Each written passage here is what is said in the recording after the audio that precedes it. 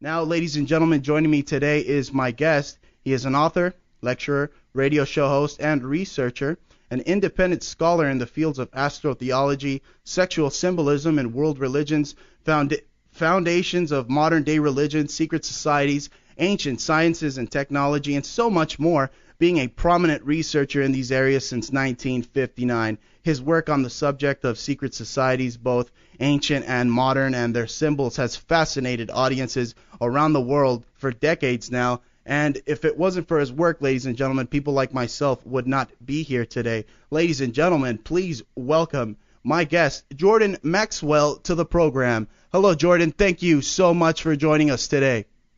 Well, thank you for allowing me. I'm always happy to be on your show, and it's quite a subject. It has no end. It's a very deep hole when you start digging into this kind of subject. Definitely. So where do we go? Where do we start with this basic subject? Absolutely. Of how Mr. we've Maxwell. been manipulated and exploited, and how we believe things which are not true, and how we accept. What was it? I think it was Napoleon that said history is a bunch of lies that we've all agreed upon. And I think that's pretty close to it. There's so much that we believe today that's just not true. And it's very destructive and it's very hurtful. But anyway, like I said, I just do what I do, and hopefully that whoever's supposed to hear me will, and whoever's not supposed to won't. So I just do what I do and see where it goes. Absolutely. I've been talking about this monstrosity of ignorance and ill-informed stupidity and destructiveness has been going on for a long time. I do the best I can with it. We all do our patriotic duty to help our citizens, Mr. Maxwell. I mean, in this empire where truth has become treason. Now, Mr. Maxwell, going into the interview, tell our listening audience of the amazing work you have done, both authoring and co-authoring books like Matrix of Power and Symbols, Sex and the Stars. Yeah, well, the two books that I actually found Symbol, Sex, and the Stars in a bookstore many years ago. Wow. And the other one I found, because I used to hoard books. I had over 1,000 research volumes on all kinds of dark subjects.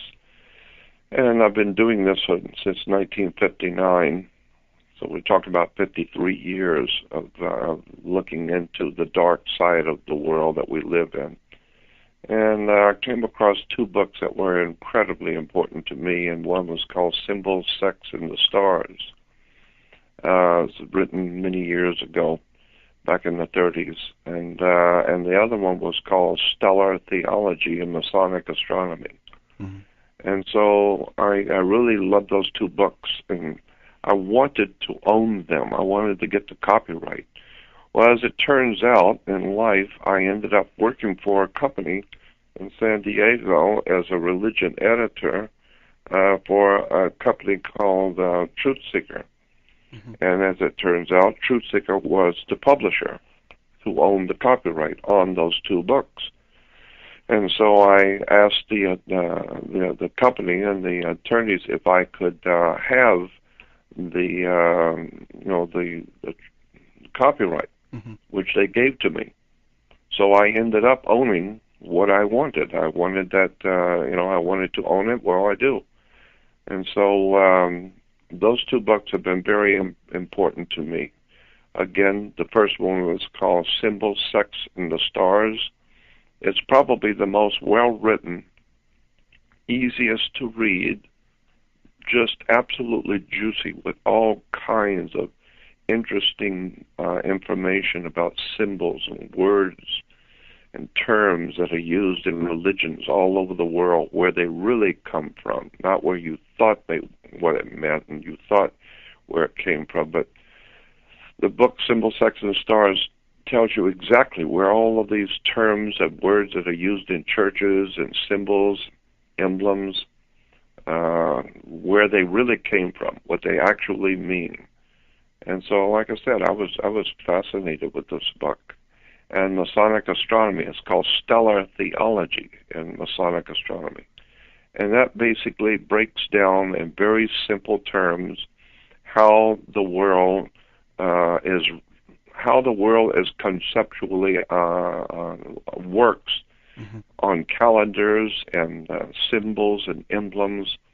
It's a whole Masonic industry of symbols and words and terms which are used around the earth.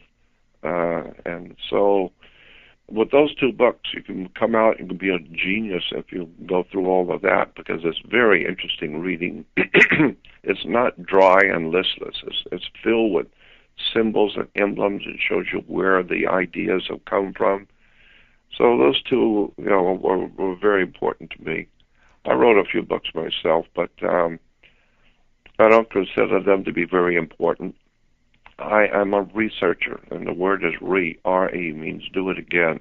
Right. So I'm standing on the shoulders of the real people, the searchers, the people who did all the hard work back in the 1700s and 1800s, and especially in the 1900s. Mm-hmm. In the 1900s, I would say from about the 1840s to 1900, was an incredible amount of profound wisdom and knowledge of researchers and people who were, investigating political establishments, religious orders. All kinds of great material was coming out from about the 1830s, 1840s, after the founding of America and freedom, given to the human race, the whole concept of being free to study anything and put it out into the public and have the freedom of speech, freedom to tell the truth and to publish it and put it in newspapers and magazines and book form. And so that's what America did for the world. It opened up a whole new concept of being able to study a subject and talk about it publicly and not have to be worried about having your hand cut off or you thrown into prison. Right. Like it is today. Today, of course, if you're pursuing wisdom and knowledge, you can go to prison for it. It is a very dangerous thing to do today, to be smart and to be highly educated. You need to keep your mouth shut and don't even let people know that you're smart. Don't even let people know you can read. Wow. Because they'll report you to the authorities, and so that's how far we've lost our country, and we've lost our freedoms. We've lost everything, and we've lost our jobs and our money, and now all we're doing is just losing our minds because we don't have any. The human race, especially in America, we have no power to do anything. We can't do anything. I mean, we complain and cry about a lot of stuff, but we really can't do anything. And the reason why is because we have no power to do anything. So the reason why we have no power to do anything is because knowledge is power. Right. And we have no knowledge. Well, Mr. Maxwell, they consider people like us thought criminals, right? That's right. If you have knowledge, you better keep your mouth shut. Wow. I mean, what was the presidential spokesman, the press secretary for George Bush, was Ari Fleischman, the Jewish guy, and you would think a Jew would not be saying this, but he said, Ari Fleischman said, as a presidential spokesman at one of the press conferences, he actually said, and I still have it saved, he said, if you're an American, you better watch your mouth. Wow. You better watch what you're talking about. You better keep your mouth shut. And I thought, man, what a statement from a Jew. What a statement from a Jew. Mm-hmm. You would think a Jewish guy would have remembered what happened in Nazi Germany and the Americans who went into Europe to save the Jewish people and to save freedom. You would think that a Jew would understand that America stood for the freedom and protection of the individual and the sovereignty of the individual to be able to speak, and has given the Jew that was being murdered in Europe, was given a home here in America so that they could drive new cars and flashy cars and have big bank accounts and eat well and live well and have beautiful homes in Beverly Hills. You would think a Jew would be the last person who would tell his American saviors to watch your mouth. Keep your mouth shut if you're smart. You better watch what you're saying. Mm-hmm. And so I was absolutely amazed that Ari Fleischer would say something like that to America. Right. It was amazing and disheartening to me, although it was not surprising to me because I know who he is. I know who Ari Fleischer is. I know what he's doing. But it's just amazing how, you know, I don't know how to have any words to explain how much I miss my country. Right. I miss America. It's gone, and I miss it because I grew up in an America where freedom of speech was just understood. I mean, I never even thought about the subject. You just say whatever you want to say. And, you know, you had to be responsible, but at least you weren't going to go to jail because you had an opinion about something and you voiced your opinion. And that was just understood, freedom of speech. Well, that's gone, period. So anytime people speak out today, you're running a real close, you're running real close to the edge if you talk about intelligent things today in America. So that's why I have pretty much given up. There was a time when I was excited about my work. I'm no longer excited about what I do. I used to be. Well, I got to tell you, Mr. Maxwell, I'm definitely excited from your work. I don't mean to cut you off, but I want to get to my next question here. Now, as you know, Mr. Maxwell, slowly but surely, you know, knowing what we know, mankind is becoming aware of the cruel game called enslavement that these oligarchs have been playing on us, many of us refusing to be that brick in the wall that constitutes the Rothschild criminal empire. But the fact of the matter is, Mr. Maxwell, since 1913, we are considered persons, corporations, you know, run by the United States, and we're used as collateral. I mean, we're even our birth certificate is traded, and it's basically a manifest. What is it? A certificate of manifest. It's traded on the stock market. I mean, under the law of the sea. I mean, tell us about one of your articles, Laws of the Land versus Laws of the Sea. Yeah. Well, that's a big subject, and it's kind of difficult for people to wrap their minds around. Right. Basically, what it amounts to is that there are two kinds of law. There are only two things on the earth, water and land. Basically, that's it. There's nothing else on the earth but water and land.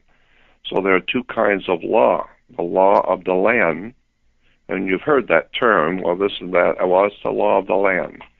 Well, the law of the land is one thing, but why do you use that term, law of the land?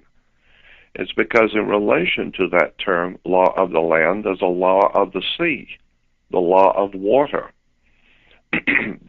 Most people have never heard of that. Well, then why do you use the term law of the land unless there is another kind of law that it's equal to it? Right. And so the law of the sea is the law of water.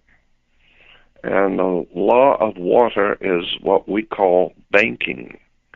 Banks operate under something called maritime admiralty, the law of water. And once you understand that, the words and terms that we use every day becomes obvious, but you've never thought about it before. I mean, because and I wish I had the list here. I got about 4 pages of the terms that are used in maritime admiralty law, which is banking law. You're going to float a loan. You buy something that's going to be shipped to you.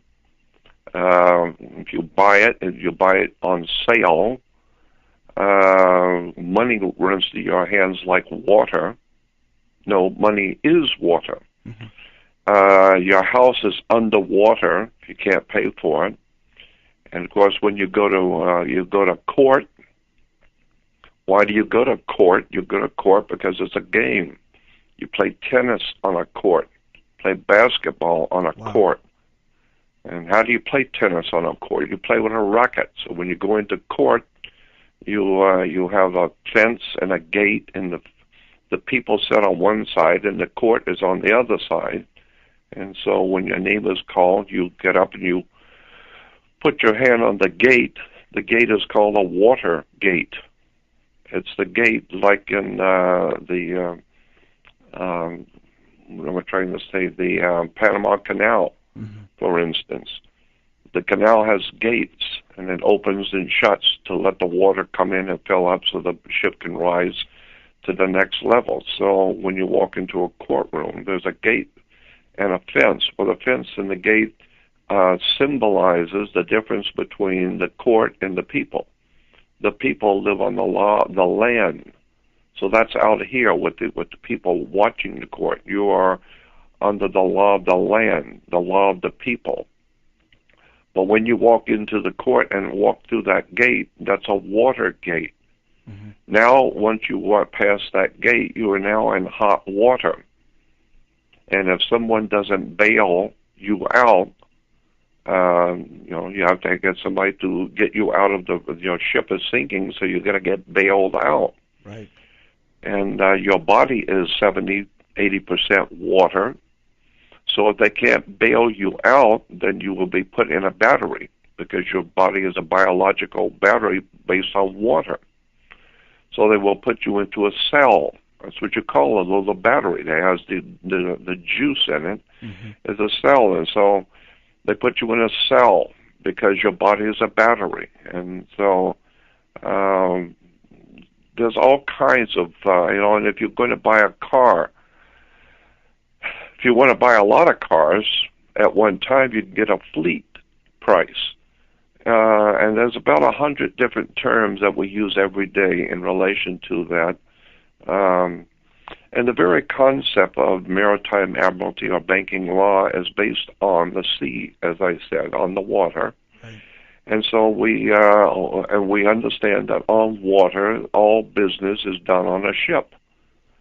I mean, how else are you going to do any business on the water without a ship? So that's why you have all the words and terms that we use in relation to business is a ship. You have citizenship, sportsmanship, courtship, scholarship, friendship. My God, you can go down the line and think of all the words that are end in ship. Right. And so, when you were born, your mother delivered you. And so you were a delivery room. And so the male of the species, the male manufactures while the woman delivers the product. And that's why all ships on the earth are female. Airships, rocket ships, sailing ships, it doesn't matter. If it's a ship, it has a captain, then it is female. That's why all you'll hear captains of their ships, airships, pilots of planes, they'll say she's a good plane, or she's a good seaworthy, she's this and she's that. Well, because ships are female, because females deliver the product. And so your mother, your father manufactured, your mother delivered the product. And so when you came down through your mother's birth canal, and you came out of your mother's water, her water broke, and you came out into the world, and so your mother was delivering the ship. She was the ship that delivered the product. Now, when a ship pulls into a harbor, it's parked at the dock. And every item on that ship has to have a certificate of manifest. Because yesterday the ship wasn't here, but this morning, the ship came in with $800 million worth of Toyotas or televisions or whatever. So those products have come in on water. And so the ship brought them in. So we're talking about a lot of money here, banking, money exchange. So the ship comes in, it parks at the dock, and where the ship is sitting at the dock is referred to in maritime law as the ship's berth. B-E-R-T-H is the berth of a ship. A ship is sitting in her berth. And she's a good ship, and she's sitting in her berth.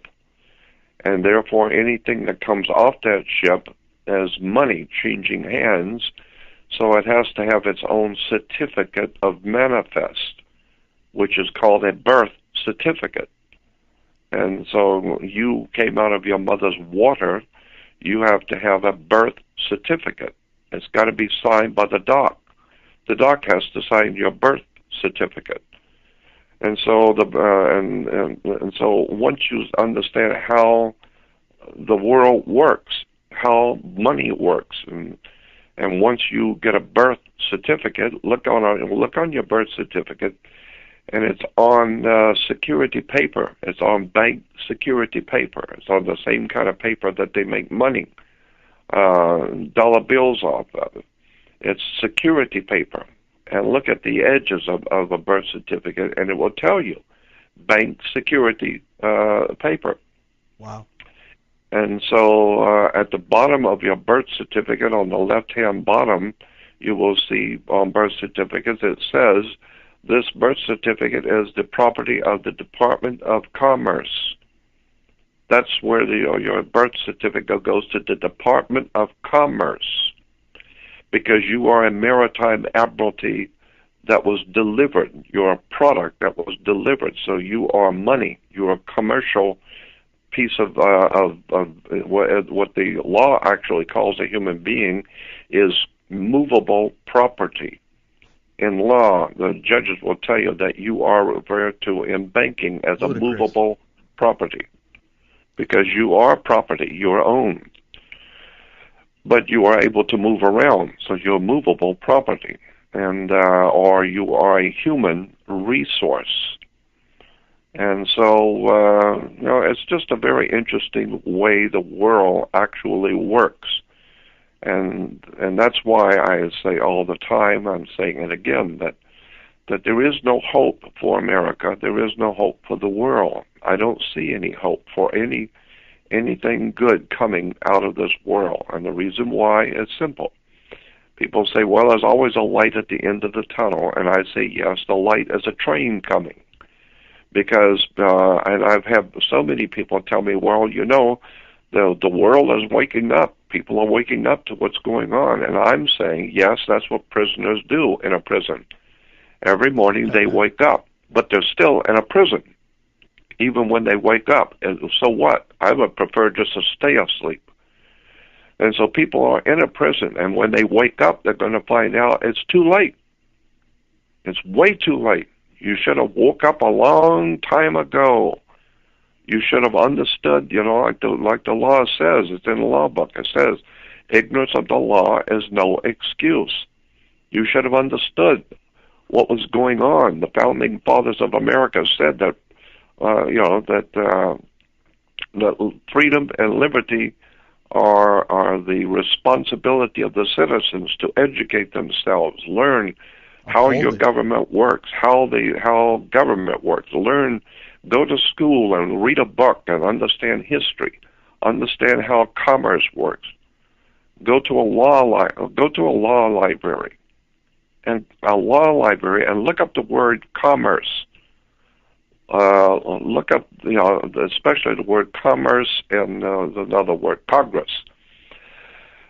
Go to any good law library, or go to a law dictionary, and look up the word Congress, because America has a Congress. Well, look it up in the law and see what it means. And look up the word commerce.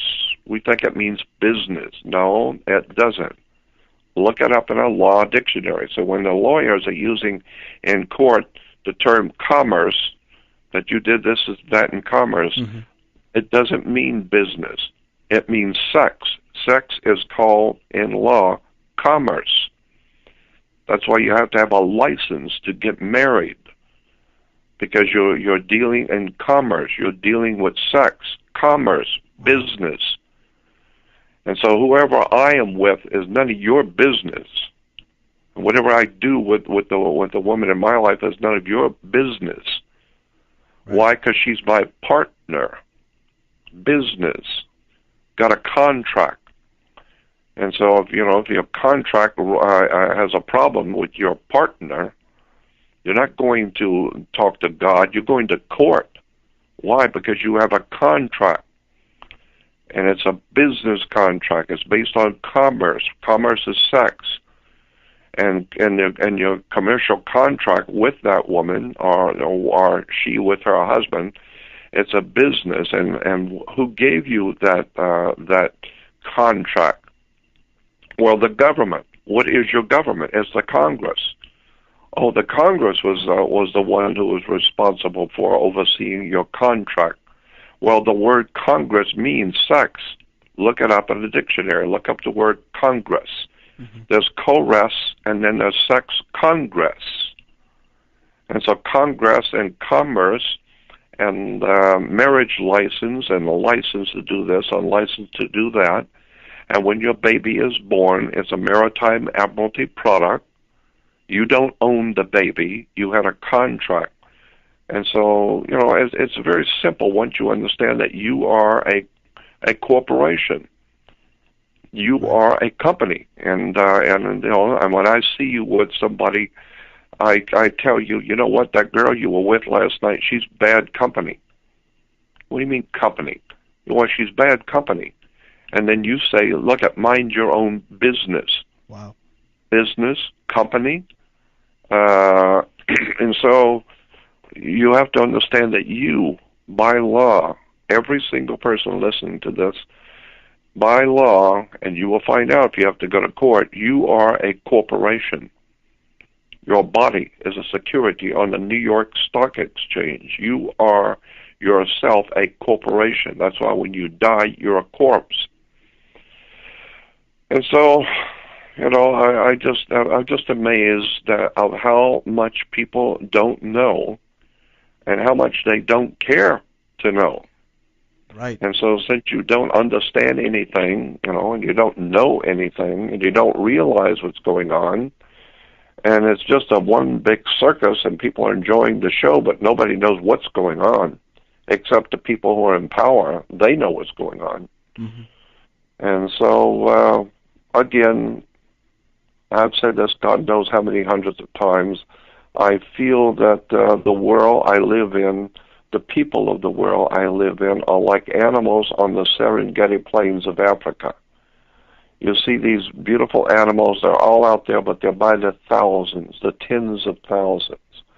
And they're all out there grazing in the sun, enjoying their life, and basically eating and drinking to stay alive and tending to their young, and that's all they know. They're just out there doing what they do to find something to eat, get something to drink, and move along with all the herds, and they all think alike, and they all look alike, and they all act alike, and they all eat the same thing, and they all do the same thing, and they all have their children with them, and not one of the animals out there on the plains of Africa intellectually understands what's going on. They don't even know why they were alive. They're not even aware that they were born. They're just here, and they do what they do. When they die, and so they're totally unorganized. They have no idea how they got here. They don't even care. As long as they can get something to eat and stay alive, that's all the animals are caring about. But they don't realize that they're lions. The lions are highly organized. Absolutely. They're predators. And so they're crawling in the grass, staying down under the radar, so to speak. And they're contemplating what they're going to do with this herd. And so the herd could be 5,000 animals in that herd, but when the 6 lions come into the picture, the whole herd is useless. It cannot defend itself from that 6 lions, even though there's 4,000 animals in that herd. They can't do anything to protect themselves, so they just run. It's just a big stampede. That's the way we humans are. We can't protect nothing. We don't know nothing. We don't understand nothing. We're ignorant, ill-informed, unread, self-centered, egotistical, know-it-all, pompous, arrogant, and stupid. Unfortunately, Mr. Maxwell, that seems to be the overall consensus with the masses. It's mind-boggling, really, when you find out, the root of all evil, such as maritime law, and that still this doesn't fire up, a fire under people's bellies to rise up and overthrow these 6 lions you're speaking of. Now, Mr. Maxwell, tell our listening audience about your vast knowledge in the field of astrotheology. Well, that's another subject. But actually, what we've been talking about is business, and I'm not a businessman. I couldn't care less about business. Right. Or banks or anything. That's why I don't own anything and I don't have anything. 72 years old. I'm totally broke. I don't own any property. I have no children. I own nothing. I got nothing. And I live in one room by myself with nothing. And the reason why is because I never have been interested in business. I don't care about it. I understand it. I understand how the banking industry works. I understand how government works. I've studied it for 53 years. I'm thoroughly well informed as to how corporate business works, city, county, state, and federal business works. I understand it. I know what the words mean. I've studied it all my life, but I'm not interested in it. But what I really am interested in is spiritual values. I'm interested in God. I'm interested in why we're here. I'm interested in who created us. We animals. Well, that's all we are animals. And so I'm really interested in how life developed on this planet. And as a matter of fact, where in the hell did this planet come from? Because with all of our vast equipment to look at the heavens, we're so profoundly stupid that we're out there studying the heavens, never realizing for a moment you're living on a planet that is the most incredible thing in all of creation. Because all the planets that we know about and all that we can see and all that we theorize are out there, and all the ones that are in our solar system that we can actually take pictures of and see, they're just round balls of dirt, just round balls of gas or dirt, whatever. And that's all they are, except for the Earth. The Earth is teeming with life, from insects and germs and dinosaurs and birds and humans. It's crawling with life and water and atmosphere. And the moon is the exact size so that on a full eclipse of the sun, the moon covers the sun perfectly. And we live through all of this and never for a moment wonder, why is the moon the size that it is? And where did the moon come from? Right. No one's ever thought about asking something so simple as that. Well, the moon is not indigenous to this planet or to this solar system, because if you look at the moon, which most people have never looked up, they always look down. People seldom ever look up. That's why that's where all the action is, above you. And so we don't see any of that. There are UFOs and aliens and God knows all kinds of stuff going on, chemtrails and UFOs and all kinds of technology in the air and in the sky at night. But who cares? We're watching baseball. We're watching basketball. We don't give a damn what's up in the air. Right. Yeah, and so they're spraying you with all kinds of highly toxic chemicals that are going to kill you. Right. And but happily, nobody knows anything about it. And it's just as well because you couldn't do anything about it anyway because you're too stupid. Now, Mr.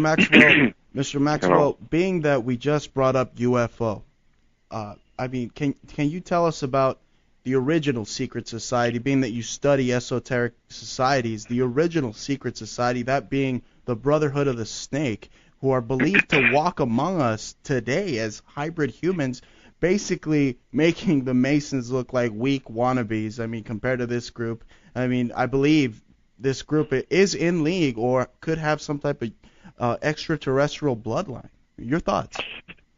Well, that's my personal belief. It's just a belief. You're asking me for a subjective opinion, and that's what I believe.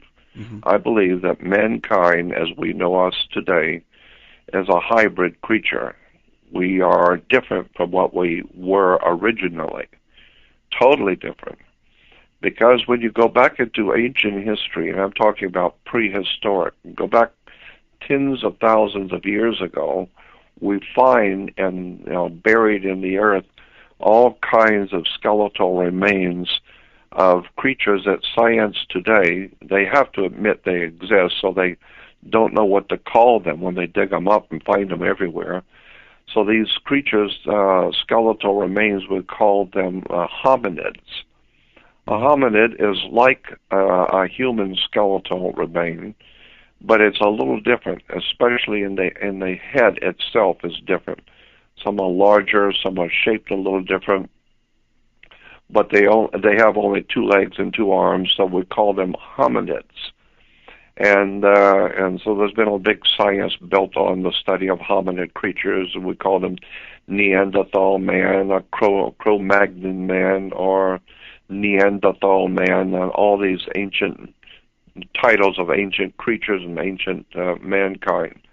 And then there's the new thing, which is called the human. And so I am totally convinced that the Bible and the Old and New Testament, both those books, both the Old and the New Testament, are metaphors. They are symbolic stories. Absolutely. But when you understand Genesis, especially about the first 10 chapters of Genesis, I think that whoever wrote the first 10 chapters, and it wasn't Moses that wrote, but whoever wrote the first 10 chapters of Genesis knows something that most humans have no idea about at all, and that the churches are totally unaware of what's right there in your face. In Genesis 1 and Genesis 2, you will hear preachers and people and Christians talking about Genesis 1 have no concept in their mind whatsoever of what it's actually saying. What the Bible is actually, in fact, saying, if you read it correctly and just read the words, it's saying that aliens came here from another place in space, came here from somewhere out there, and saw the indigenous creatures that we call hominids, and procreated with us and created a new kind of creature. That's what the Bible says. Wow. But the Christians are not told that. Why? It's because there's a whole system of commerce and government and theology and philosophy that forms the basis of Western civilization for thousands of years. And to tell the people the real truth about what the Bible really says would be to cause chaos in the religious. God knows we already have enough chaos in the religious world to start with. But if you told the Muslims the real truth and what's in the Quran, the actual truth, if you told the Christians the actual, legitimate, real, provable truth in the Scriptures, or if you told the Jews the real story in the Old Testament and in the old writings of the Jews, if you told these people the real truth, there would be even more chaos than what it is today. Happily, all they're doing today is just killing themselves and murdering each other. But if you told them the real story, they would be totally in chaos. Can you imagine the Muslims finding out what the Quran actually says is totally different than what they thought it said? And I'm especially interested in the Christian way of thinking and the Christian philosophies, because I understand right.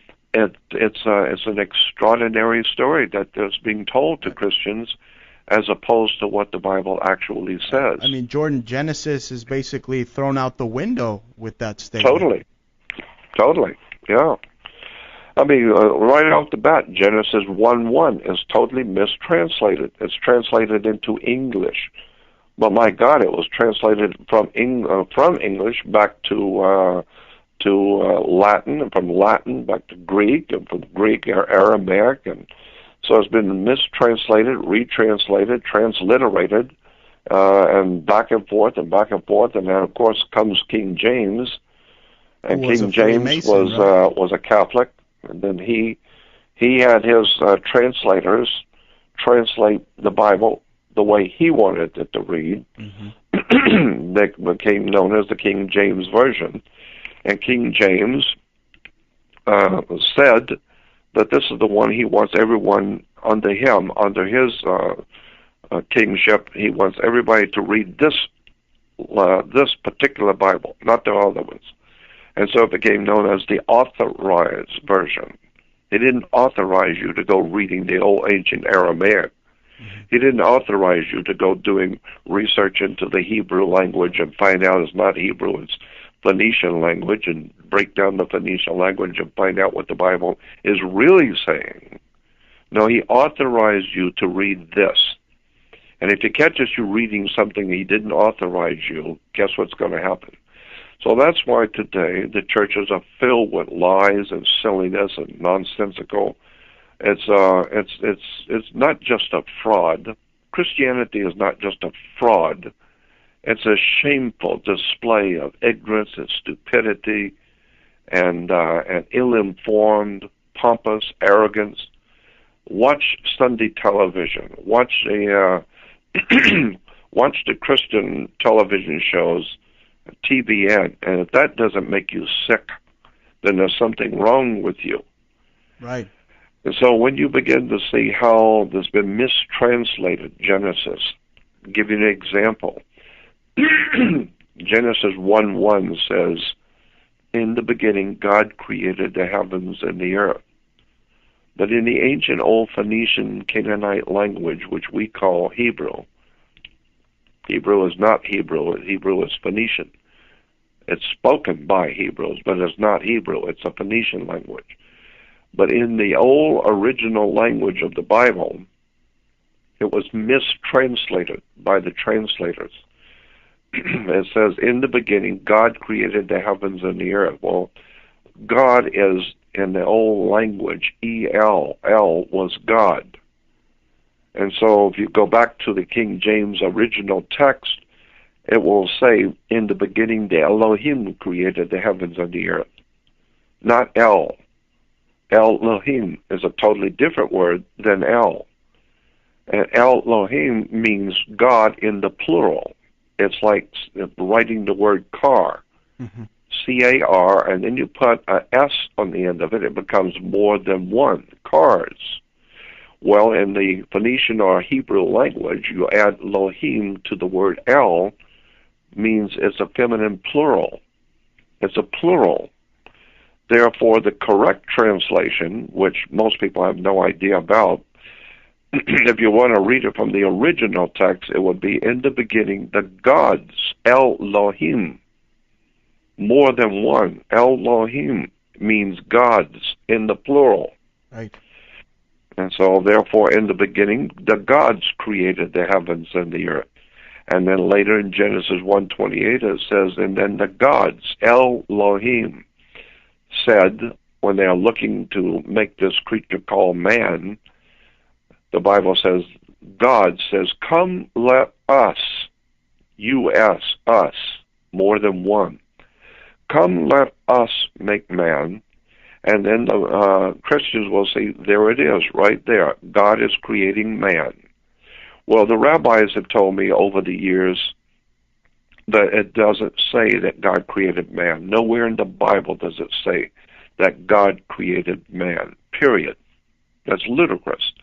The Bible does not say God created man. Go back and read it in Genesis 1:28, when it says, "Come, let us make man in our image, after our likeness." Not "let us make man." No, "let us make man in our image." He's already here, but let's make him to look like us. And so so that means, first of all, God's, Elohim. Let us create man in our image. And then later on, the Bible says that the gods said, after creating us and to look like them, it says, "Now man has become as one of us." He's now like us. He's smart and clever and destructive and filled with rage and know-it-all and pompous and smart and clever and develops rockets and lasers and rocketry and atomic sciences. He's like us, U.S. And so every time God appears to man, like in Genesis 18, when God appears to Abraham, he appears as a man. He sits down and has dinner with Abraham. God who created mankind, go read it. The very Creator, God the Father who created mankind, sat under a tree with two other men and had dinner with Abraham. And Abraham fixed him dinner, and then they sat around and talked. That's what the Bible says, that God, the Creator, sat and had dinner with Abraham. And so, you know, it's quite interesting when you find out how much you don't know and how much the churches, synagogues, and mosques have not told you. Absolutely, Jordan. I mean, we went from cavemen to the Renaissance, and now it seems that the Illuminati wishes to mutate humanity into some mindless, androgynous being. I mean, we see it definitely unfolding, people like you and I. Now, Jordan, give us some of the meanings behind Masonic folklore, such as what does the G stand for in Freemasonry, and tell us about their gods, such as Yabulon and the Baphomet. Well, you know, it's based on the Old Testament. Basically, Freemasonry is an Old Testament religion, or it's an Old Testament. What would I say? A creation. It's based on the Old Testament, and so I don't really see anything evil about Freemasonry as such. Yes, it is true that there are many people. There are people in Masonry all around the world, not just America, that themselves are evil. But then that's also true of civilization. Period. I mean, it's like any other human organization or group, that there are good people in it and there are bad people. Well, the same thing can be said in the Catholic Church. Right. There's mafiosis, there's Michael Corleone and the mob and the mafia, and the Jesuits and the assassins, and all of these evil people in the Catholic Church. But my mother was in the Catholic Church too, and I was, and my family were, and we loved the spirituality and the Bible and God. So we had no idea in the world that the thing was actually run by criminals. Absolutely. So, you know, most of the people in the Catholic Church are just ordinary good people, like they're ordinary good people in Jehovah's Witnesses and Mormons and Seventh-day Adventists and Presbyterians. The people are just good people. They're normal, regular people. It's the people at the very top who are running the organization who are the criminals. And then you find out above those criminals, the guys who really own the organizations are real criminals.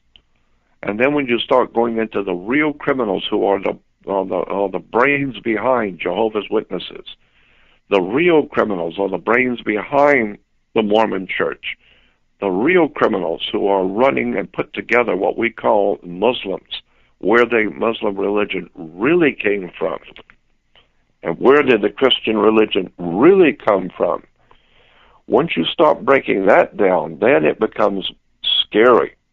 It becomes frightening, because what you're looking at is a world order of darkness, secret societies, lies, the manipulation of sex, drugs, murder.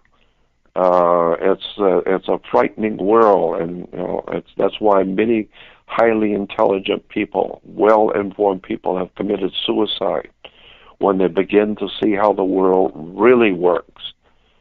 And it becomes very dangerous to talk about religion and talk about the church, because the church, what it really is. I was told by an FBI agent in San Diego, in a conversation I had with him, he called me to warn me about my work. And he said, what you're doing is you are looking for trouble. And he says, and he told me, he said, if any real serious harm comes to you, it's most likely not going to be your government. It's going to be the church. Because this FBI agent, San Diego, said to me, the church is what we call in the FBI organized crime at its best. There's nothing on the earth that outdoes Christianity for being organized crime. It is a criminal syndicate. It preys on the ignorant, the ill-informed, the old, and the weak. It rapes its children.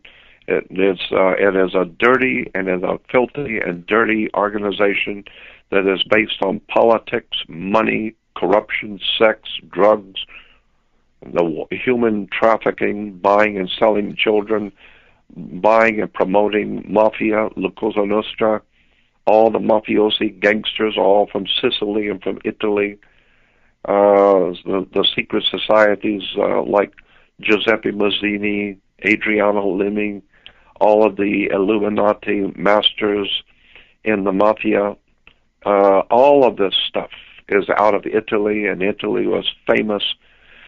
Rome ruled the world, and Rome, since the founding of the Roman Empire, some 2,600 years ago, Rome has ruled the world. Well, first of all, obviously, Rome has ruled Europe for thousands of years, and Europe has dominated the world for thousands of years. So all roads lead to Rome. So all the violence and revolutions and religions and cults and Islamic religion, that's all from Rome. The Romans dreamt up this thing we call Islam. They dreamt up this Jesuits. prison, right, Mr. Maxwell? Say it again? They dreamt up this prison. Oh, yeah, they dreamt up the whole thing. It's called Rome. You know, unfortunately, we are wrapping up. We're in the final minute of the show. Mr. Maxwell, an amazing interview. I mean, I can guarantee that they're going to give us an Osiris Oscar for this one out because we're out here in Hollywood. So please let our listening audience know where they can keep up with your work. Give them your websites. Well, the thing is, I don't have a website as of the moment. It's been taken from me. So, but I do have an email, and my email is Jordan without the A, Jordn. I should say that I have a radio show, but we're not doing much with it right now because we're under attack. The radio show's under attack. So until we can go to court and get get these people off of our back who are attacking us, you can go to Jordan Maxwell Show and listen to the shows. But we're not doing any shows anymore for the moment because we're under attack. But you can email me, which is Jordan without the A. So it's Jordn Maxwell at gmail.com. And Jordn Maxwell at gmail.com. And, you know, they can find you here on the Bruce Montalvo Show because I plan on bringing you back as soon as possible. Thank you so much for joining us today. Sure. Thank you, Mr. Maxwell. Bye-bye. Bye-bye. Ladies and gentlemen, that was researcher and scholar, acclaimed researcher and scholar, Mr. Jordan Maxwell. Now, unfortunately, we're wrapping up, but in case you don't hear from me, good morning, good evening, good afternoon, and good night. This has been the Bruce Montalvo Show reminding you that the freedom of the press is our right and our responsibility. Till next time.